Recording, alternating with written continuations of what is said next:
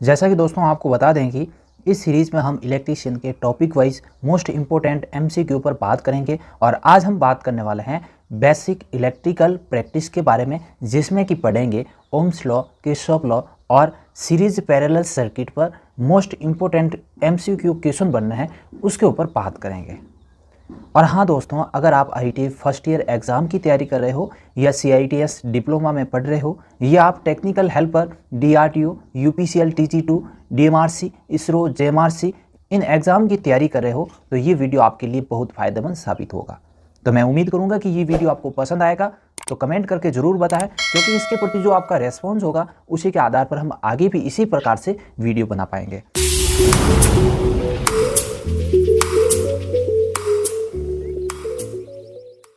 तो चलते हैं दोस्तों उसी सीरीज में अगले क्वेश्चन पे बात करते हैं, जिसमें दे रखा है सीरीज परिपथ में प्रतिरोधक R2 में वोल्टेज पाथ का मान बताइए। यानी कि सीरीज सर्किट के अंदर रजिस्टर R2 है, उसमें वोल्टेज ड्रॉप कितना हो रहा है वो आपको बताना है। जैसा कि दोस्तों आपको डायग्राम में दिखाई दे रहा है, एक सीरीज सर्किट बनाया हुआ है जिसमें कि R1 का मान दे रखा है 100 ओम और R2 का मान दे रखा है 200 ओम और R3 का मान दे रखा है 300 ओम और R4 का मान दे रखा है 400 ओम। और यहाँ पे सोर्स से हमें वोल्टेज मिल रही है 50 वोल्टेज, और हमें ज्ञात करना है इस R2 में कितना वोल्टेज ड्रॉप हो रहा है वो हमें ज्ञात करना है।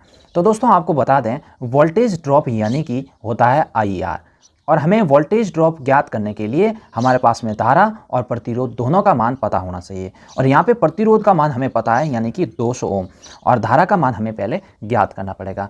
और करंट का मान ज्ञात करने के लिए हमें चाहिएगा I बराबर V/R, और R टोटल रेजिस्टेंस कितना है और टोटल हमें सप्लाई से कितनी वोल्टेज मिल रही है, इन दोनों का मान पता होगा तब हम करंट का मान ज्ञात कर सकते हैं। यानी कि हमें वोल्टेज का मान दे रखा है 50 वोल्टेज है और टोटल रेजिस्टेंस कितना है वो हमें ज्ञात करना पड़ेगा।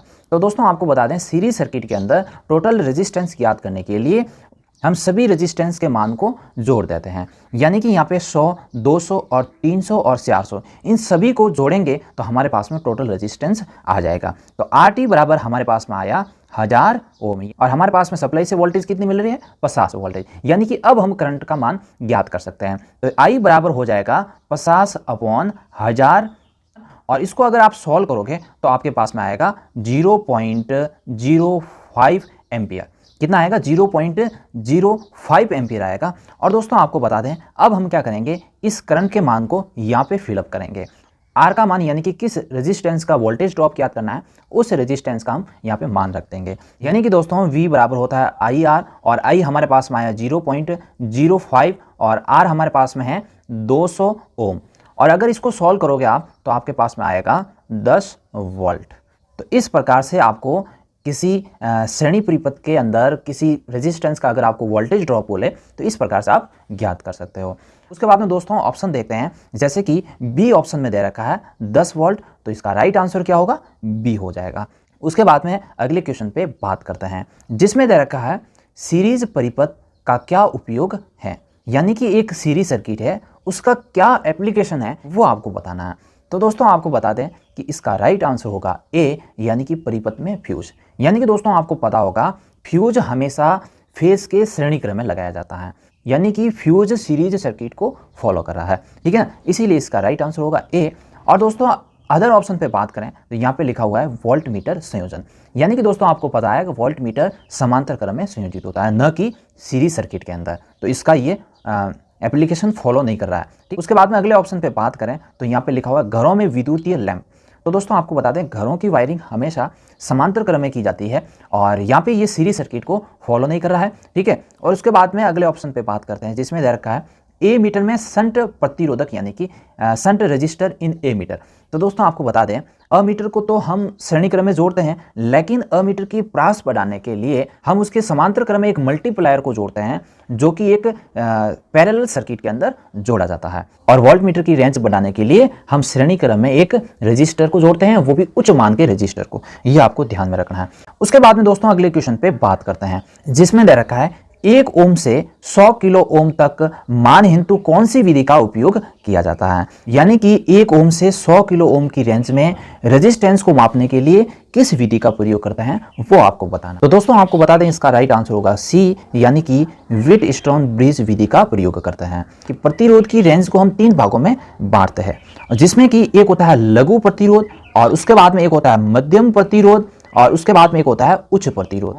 1 ओम या 1 ओम से कम उसे हम कहेंगे लघु प्रतिरोध, यानी कि बहुत कम प्रतिरोध है। उसके बाद में अगर मध्यम प्रतिरोध की बात आए तो वहां पे हम कहेंगे 1 ओम से 100 किलो ओम के बीच में जो प्रतिरोध होता है उसे हम बोलते हैं मध्यम प्रतिरोध। और अगर उच्च प्रतिरोध हाई रेजिस्टेंस की बात है तो वहां पे हम कहेंगे 100 किलो ओम से अगर अधिक मान का प्रतिरोध है तो हम उसे कहेंगे हाई रेजिस्टेंस। और दोस्तों आपको पता होना चाहिए लघु प्रतिरोध रेंज को मापने के लिए हम निम्न विधियों का प्रयोग करते हैं, जिसमें से वोल्टमीटर और एमीटर विधि का प्रयोग करते हैं, और विभव मापी द्वारा मानक से अज्ञात की तुलना विधि का प्रयोग करते हैं, केल्विन ब्रिज विधि का भी प्रयोग करते हैं, और संट प्रकार का ओमीटर का प्रयोग करते हैं लघु प्रतिरोध मापने के लिए। अगर हम मध्यम प्रतिरोध की बात करें तो वहां पर हम करते हैं व्हीटस्टोन ब्रिज विधि का प्रयोग, और प्रतिस्थापन विधि का प्रयोग, और सीरीज वर्ग ओमीटर का प्रयोग करते हैं। और अगर दोस्तों आपको बोल दे कि उच्च प्रतिरोध मान को ज्ञात करना है, हाई रेजिस्टेंस मान को ज्ञात करना है, वहां पर आप किस प्रकार की विधि का प्रयोग करोगे। तो दोस्तों आपको बता दें उच्च प्रतिरोध के लिए हम मेकर का प्रयोग करते हैं। और यहाँ पे दोस्तों अगर ऑप्शन पे बात करें तो प्रतिस्थापन विधि भी एक मध्यम प्रतिरोध मापने की विधि है, और व्हीटस्टोन ब्रिज भी एक मध्यम प्रतिरोध मापने की विधि है। अगर इस प्रकार से एक ही क्वेश्चन के अंदर ये दोनों ऑप्शन आते तो आपको राइट आंसर करना है सी। और दोस्तों आपको पता होना चाहिए केल्विन ब्रिज विधि का प्रयोग करते हैं लो रेजिस्टेंस मापने के लिए, और उसके बाद में वोल्टमीटर और एमीटर विधि है उसका भी हम प्रयोग करते हैं लघु प्रतिरोध मापने के लिए। तो दोस्तों उसके बाद में अगले क्वेश्चन पे बात करते हैं, जिसमें दे रखा है विशिष्ट प्रतिरोध की एसआई इकाई क्या है, यानी कि स्पेसिफिक रेजिस्टेंस की एसआई यूनिट क्या है वो आपको बताना है। तो दोस्तों आपको बता दें विशिष्ट प्रतिरोध यानी कि जिसे हम प्रतिरोधकता भी कहते हैं, यानी कि रेजिस्टिविटी भी कहते हैं, यानी कि विशिष्ट प्रतिरोध का प्रतीक होता है रो, और रो बराबर होता है R into A upon L। तो दोस्तों आप मुझे बताइए कि R यहाँ पे प्रतिरोध यानी कि रेजिस्टेंस को इंगित कर रहा है, और रेजिस्टेंस की इकाई क्या होती है, तो रेजिस्टेंस की इकाई होती है O। और उसके बाद में दोस्तों ए यहाँ पे कटाक्ष क्षेत्रफल यानी कि एरिया को इंगित कर रहा है, और कटाक्ष क्षेत्रफल का इकाई क्या होता है वो मुझे बताइए। तो कटाक्ष क्षेत्रफल की इकाई होती है मीटर स्क्वायर। और उसके बाद में अगर लंबाई की बात करें, लंबाई की इकाई, तो वहां पे होता है मीटर। और दोस्तों यहाँ पे मीटर से मीटर कट जाएगा, और यहाँ पे हमारे पास में पीछे रहेगा ओम मीटर, यानी कि विशिष्ट प्रतिरोध रेजिस्टिविटी की इकाई क्या होगी, ओम मीटर, जो कि हमने आपको एक फॉर्मूले के द्वारा कैसे आप ज्ञात कर सकते हो वो हमने आपको इसमें बताया। और उसके बाद में दोस्तों अगर हम ऑप्शन पे बात करें तो इसका राइट आंसर होगा ओ मीटर, यानी कि सी आंसर इसका राइट हो जाएगा। उसके बाद में दोस्तों अगले क्वेश्चन पे बात करते हैं, जिसमें दे रखा है प्रतिरोधक के प्रतिरोध का मान है, यानी कि जैसा कि आपको एक कलर कोड रेजिस्टेंस दिखाई दे रहा है, इस रेजिस्टेंस की वैल्यू कितनी होगी वो आपको बताना है। इसके लिए दोस्तों हमने आपको बताया था कि कलर कोड मान ज्ञात करने के लिए एक कलर कोड सारणी होती है जो आपको याद करनी पड़ेगी। यहाँ पर हमें जैसे कि दोस्तों 4 बैंड का प्रतिरोध दे रखा है, और इसमें कलर दे रखे हैं ऑरेंज, और दूसरा कलर भी ऑरेंज, और तीसरा दे रखा है रेड, और चौथा दे रखा है सिल्वर। तो दोस्तों इसके लिए एक फॉर्मूला होता है जो कि मैं आपको यहाँ पे बता दूं कि AB into 10⁻⁶ plus minus tolerance, यानी कि जितनी टॉलरेंस होगी वो हम यहाँ पे रख देंगे। तो इसके लिए A यानी कि सबसे पहली पट्टी में जो मान दे रखा है उसका मान यहाँ पे रखना है, और B यानी कि दूसरी पट्टी में जो मान दे रखा है उसका मान यहाँ पे रखना है, और C यानी कि तीसरी पट्टी यानी कि गुणक का मान यहाँ पे हमें रखना है, और प्लस माइनस T लिखा हुआ यानी कि टॉलरेंस का मान हमें लास्ट 4 पट्टी में जो मान दे रखा है उस मान को हम टॉलरेंस में रखेंगे। तो इसे हम एक सारणी के द्वारा इसके मान को ज्ञात कर लेते हैं। जैसे कि अगर हम ऑरेंज का मान पहली पट्टी के अंदर देखें तो हमें मान मिलेगा 3, और उसके बाद में अगर दूसरी पट्टी में वापस ऑरेंज का मान देखें तो हमारे पास में आएगा वापस 3, और उसके बाद में अगर तीसरी पट्टी यानी कि गुणक जिसे हम मल्टीप्लायर बोलते हैं उसके अंदर अगर रेड कलर का अगर मान आप देखें तो आपको मिलेगा वहां पे 10⁻²। और उसके बाद में अगर टॉलरेंस यानी कि सहन सीमा के अंदर आप अगर सांदी का मान यानी कि सिल्वर का मान देखें तो वहां पर आपको प्लस माइनस 10% मिलेगा। तो इस तरीके से हम एक प्रतिरोधक की टोटल वैल्यू ज्ञात कर सकते हैं। यहाँ पर अगर दोस्तों ऑप्शन पे बात करें तो इसका राइट आंसर होगा बी, यानी कि 3300 प्लस माइनस 10%। यानी कि हमारे पास में मान आया था 33 इंटू 10 की घात 2 प्लस माइनस 10%। ठीक है, और अगर इसको इंटू करेंगे 10 की घात 2 को तो हमारे पास में हो जाएंगे 3300 प्लस माइनस 10% हो जाएगा। और उसके बाद में दोस्तों अगले क्वेश्चन पे बात करते हैं, जिसमें दे रखा है श्रेणी प्रकार के ओम मीटर परिपथ में शंट प्रतिरोध R2 का क्या उपयोग होता है। यानी कि हमारे पास में एक सीरीज टाइप का ओम मीटर है, उसके समांतर क्रम में एक लगा हुआ है R2 रजिस्टर, और इस रजिस्टर का कार्य क्या होता है वो आपको बताना है। जैसा कि दोस्तों अगर ऑप्शन में बात करें तो यहाँ पे राइट आंसर हो जाएगा सी, यानी कि संकेतक की शून्य स्थिति को समायोजित करने के लिए, यानी कि जीरो पोजीशन पर पॉइंटर को एडजस्ट करने के लिए हम R2 रजिस्टर का प्रयोग करते हैं। तो ये दोस्तों आपको पता होना चाहिए। उसके बाद में दोस्तों अगले क्वेश्चन पे बात करते हैं, जिसमें दे रखा है कौन सी विद्युतीय राशि सालक में ऊष्मा उत्पन्न को प्रभावित करती है। यानी कि ऐसी कौन सी इलेक्ट्रिकल क्वांटिटी है जो कि एक कंडक्टर के अंदर हीट जनरेशन करती है। तो दोस्तों आपको बता दें इसका राइट आंसर होगा बी, यानी कि धारा का वर्ग। और दोस्तों आपको पता होना चाहिए कि एक जूल का नियम जिसमें कहा गया था कि जब किसी धारावाही सालक में विद्युत धारा प्रवाहित की जाती है तो उसके कारण उस सालक के अंदर ऊष्मा उत्पन्न होती है। यानी कि हमारे पास में एक सालक है, अगर हम इसमें से आई धारा प्रवाहित करेंगे तो इस सालक के अंदर ऊष्मा यानी कि हीट उत्पन्न होगी। और जूल के नियम में कहा गया था कि ई समानुपाती होता है आई स्क्वायर आर टी। ई समानुपाती क्या होता है? आई स्क्वायर आर टी होता है। आई यहाँ पे धारा को इंगित कर रहा है और आर यहाँ पे प्रतिरोध को और टी यहाँ पे टाइम को इंगित कर रहा है कि कितने समय तक उस सालक में से धारा प्रवाहित हो रही है। और दोस्तों आपको बता दें अगर प्रतिरोध और टी दोनों को अगर कांस्टेंट करें तो ऊष्मा के समानुपाती होगा आई स्क्वायर। अगर हम आई स्क्वायर और टी को कांस्टेंट करें तो प्रतिरोध के समानुपाती होगा ऊष्मा यानी कि हीट, यानी कि जितना प्रतिरोध बढ़ाएंगे उतनी ऊष्मा बढ़ेगी। और अगर हम आई स्क्वायर और आर को कांस्टेंट करें तो टाइम के समानुपाती हो जाएगा ऊष्मा, यानी कि जितने अधिक टाइम तक उसमें से धारा प्रवाहित होगी उतनी ज्यादा ऊष्मा उसमें से उत्पन्न होगी। इस नियम को जूल का प्रथम नियम भी कहा जाता है। उसके बाद में दोस्तों अगले क्वेश्चन पे बात करते हैं, जिसमें दे रखा है सालक के प्रतिरोध के मान में क्या परिवर्तन होता है अगर उसका अनुप्रस्थ काट क्षेत्रफल दोगुना कर दिया जाए। यानी कि दोस्तों आपको पता होगा आर समानुपाती होता है एल अपॉन ए।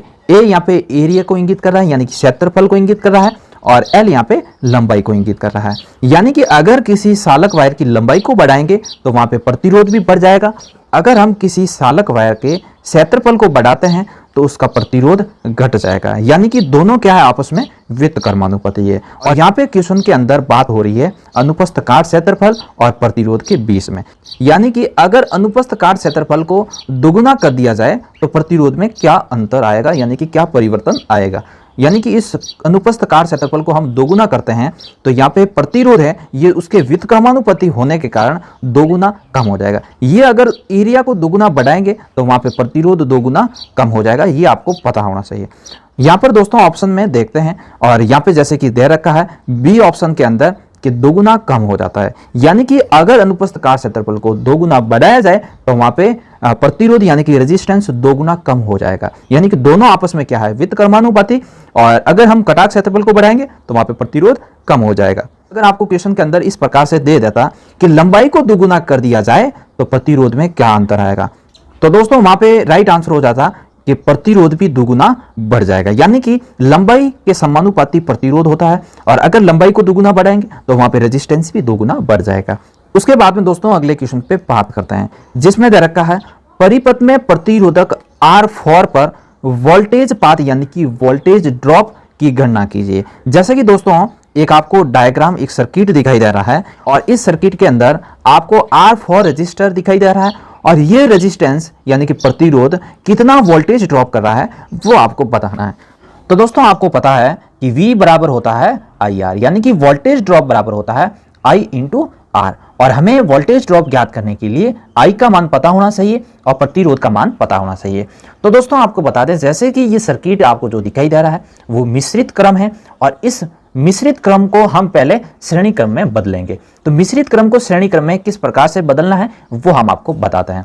यहाँ पे जैसे कि दोस्तों ये दोनों रेजिस्टेंस R2 और R3 दे रखे हैं, ये दोनों पैरेलल के अंदर लगे हुए यानी कि समांतर क्रम में लगे हुए हैं, और इन दोनों का अगर हम सॉल्व करेंगे तो इनका टोटल रेजिस्टेंस आएगा 120। यानी कि दोस्तों आपको पता है समांतर क्रम में टोटल रेजिस्टेंस ज्ञात करने का फॉर्मूला होता है 1/RT बराबर 1/R1 प्लस 1/R2। तो दोस्तों इस प्रकार से अगर आप सॉल्व करोगे तो आपके पास में R2 और R3 का मान आ जाएगा 120 ओम। तो यहाँ पे दोस्तों दूसरा सर्किट हमारे पास में बन के आता है जो कि एक श्रेणी सर्किट। यहाँ पे R1 का मान दे रखा है 37 ओम और R2 और R3 दोनों का मान दे रखा है यहाँ पे 120 और R4 का मान दे रखा है 50। तो आप ही बताइए ये तीनों अब श्रेणी क्रम में हो गए, और आपको पता है कि श्रेणी क्रम में टोटल रेजिस्टेंस ज्ञात करने के लिए हम टोटल रेजिस्टर है उनके मान को जोड़ देते हैं। तो यहाँ पे इन तीनों के मान को हम जोड़ेंगे तो हमारे पास में आएगा 110 ओम। और यहाँ पे अब हमें रेजिस्टेंस का मान तो पता चल गया है, अब हमें मान ज्ञात करना है करंट यानी कि धारा का मान। तो यहाँ पे करंट का मान ज्ञात करने के लिए दोस्तों आपको पता है I बराबर होता है V/R, और यहाँ पे टोटल रेजिस्टेंस अपने को पता है 110। टोटल रेजिस्टेंस कितना है अभी 110, और उसके बाद में वोल्टेज कितना है यानी कि स्रोत से हमें वोल्टेज कितना मिल रहा है 220 मिल रहा है। तो यहाँ पे 0 से 0 कट जाएगा और 11 का भाग अगर 22 के अंदर दोगे तो आपके पास में आएगा 2 एम्पियर। तो यहाँ से एम्पियर का मान पता चल गया है।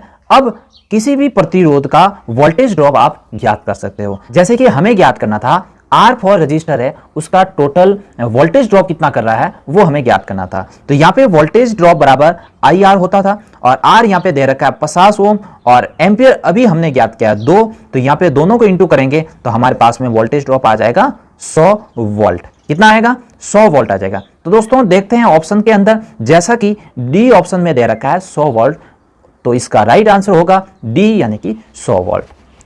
उसके बाद में दोस्तों अगले क्वेश्चन पे बात करते हैं जिसमें दे रखा है लाइट डिपेंडेंट रेजिस्टर का प्रतिरोधक क्या होगा यदि प्रकाश की तीव्रता बढ़ा दी जाए। अगर दोस्तों लाइट की इंटेंसिटी को बढ़ाएं तो वहां पर इस प्रतिरोध के अंदर क्या इफेक्ट पड़ेगा, क्या परिवर्तन आएगा वो आपको बताना है। यानी कि दोस्तों आपको बता दें लाइट डिपेंडेंट रेजिस्टर के अंदर अगर आप प्रकाश की तीव्रता को बढ़ाएंगे तो वहां पे प्रतिरोध कम हो जाएगा, यानी कि ये एक ऋणात्मक ताप गुणांक पर कार्य करता है। तो दोस्तों आपने कभी देखा होगा, आप जब भी फोटो स्टूडियो के अंदर गए होंगे तो वहां पे जब फोटो खींचते हैं उसके पास में 2 स्टैंड होते हैं बड़ी बड़ी लाइट के, जहां से जैसे ही वो आपका फोटो खींचता है यानी कि फ्लैश पड़ती है, तो फ्लैश जैसे ही उसको फ्लैश का प्रकाश पड़ेगा और उस प्रकाश के कारण जो पास वाली लाइट है वो भी प्रकाशित हो जाती है। यानी कि दोस्तों वहां पे उस फ्लैश के कारण प्रकाश की तीव्रता क्या हुई बढ़ी, और उस प्रकाश की तीव्रता बढ़ने के कारण जो पास वाली लाइट थी उसके अंदर LDR यानी कि लाइट डिपेंडेंट रेजिस्टर को लगाया गया था, और प्रकाश बढ़ने के कारण उसका प्रतिरोध कम हो गया, और प्रतिरोध कम होने के कारण जो पास वाली लाइट थी वो भी वहां पे प्रकाशित हो जाती है। तो दोस्तों आपको बता दें इसका राइट आंसर होगा बी यानी कि घट जाएगा। अगर आप प्रकाश की तीव्रता को बढ़ाओगे तो वहां पे लाइट डिपेंडेंट रेजिस्टर के प्रतिरोध का मान वहां पे घट जाएगा। ठीक, उसके बाद में दोस्तों अगले क्वेश्चन पे बात करते हैं जहां पर दे रखा है डीसी परिपथ में शक्ति की गणना करने का सूत्र क्या है। यानी कि डीसी परिपथ के अंदर पावर ज्ञात करने का क्या फॉर्मूला है वो आपको बताना है। तो दोस्तों आपको बता दें इसका राइट आंसर होगा बी यानी कि करंट इनटू वोल्टेज। पी बराबर होता है दोस्तों VI, और दूसरा इसका और भी फॉर्मूला होता है जो कि P बराबर होता है I²R, और तीसरा और फॉर्मूला होता है जो कि P बराबर होता है V²R। उसके बाद में दोस्तों अगले क्वेश्चन पे बात करते हैं जिसमें दे रखा है 200 वाट और 250 वोल्ट रेटेड लैंप में ग्रम प्रतिरोध की गणना करें। यानी कि हमारे पास में एक लैंप है जिसके प्रतिरोध की गणना करना है और उसके ऊपर लिखा हुआ है 200 वाट और 250 वोल्ट। तो दोस्तों आपको बता दें कि आपको ज्ञात करना है प्रतिरोध, तो आपको पता होना चाहिए कि P बराबर यानी कि पावर ज्ञात करने का फॉर्मूला अभी आपको बताया था कि V/I होता है, और दूसरा फॉर्मूला होता है I²R होता है, और तीसरा फॉर्मूला होता है V²/R। तो दोस्तों आपको बता दें यहां पर वोल्टेज यानी कि VP दे रखा है और रेजिस्टेंस को हमें ज्ञात करना है, और पावर भी यहां पे दे रखा है, यानी कि तीसरा फॉर्मूला यहां पे लगेगा। तो दोस्तों इस फॉर्मूले के द्वारा हम इसको सॉल्व करते हैं, जैसे कि P बराबर होता है V² R और यहाँ पे V दे रखा है 250 इंटू 250 कर देंगे और उसके बाद में यहाँ पे R ज्ञात करना है तो यहाँ पे R को इस साइड में भेज देंगे और P यहाँ पर आ जाएगा। तो यहाँ पे P का मान दे रखा है 200 और यहाँ से 0 से 0 कट, 0 से 0 कट जाएगा और इसके बाद में अगर आप 25 का 25 से इंटू करोगे तो आपके पास में आएगा 625, उसके अंदर 2 का भाग दोगे तो आपके पास में आ जाएगा 312.5 ओम। यानी कि दोस्तों इसका राइट आंसर हो जाएगा सी, यानी कि 312.5 ओम इसका राइट आंसर होगा।